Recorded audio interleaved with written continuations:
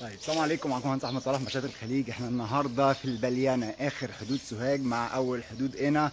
بنزرع نخل برحي انسجه في فيلا النايب محمد حشمت ابو الخير.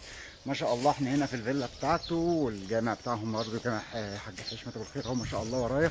وبنزرع لهم في جنينه الفيلا 50 نسيج برحي.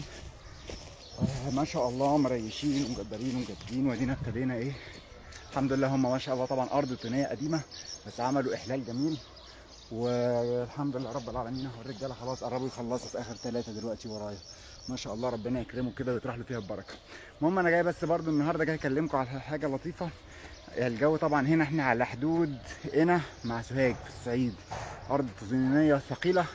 بس هقول لكم اغلب الاصناف اللي انا لاحظتها هنا في المانجا، عشان دايما بيجي لي السؤال ده للناس اللي عايزه تزرع في الصعيد ايه اصناف المانجا اللي شغاله. طبعا هنا اغلبها اصناف قديمه، يعني هنا اصناف صديقه وزبديه وعويس.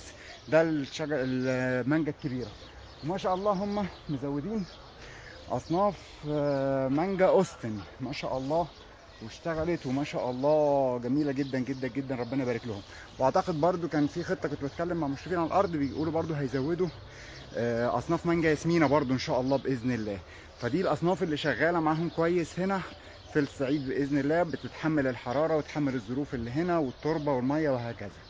فالمهم ان انا حبيت بس الملحوظه دي من ارض الواقع ببثها لكم مباشر، بحيث تبقوا ايه لو حد من الصعيد وحب برضو يزرع يشوف الاصناف اللي بتتحمل ظروف الصعيد وتمشي معاه باذن الله في المانجا ان شاء الله.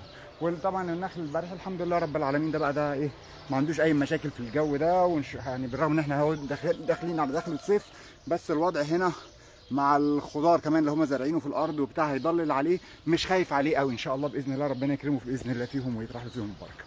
المهم انا حبيت بس اشارككم المعلومه دي عشان بتسال فيها كتير، فقلت اقول لكم برضو ايه على تجربه عمليه هنا قائمه والحمد لله نجحت معاهم ما شاء الله.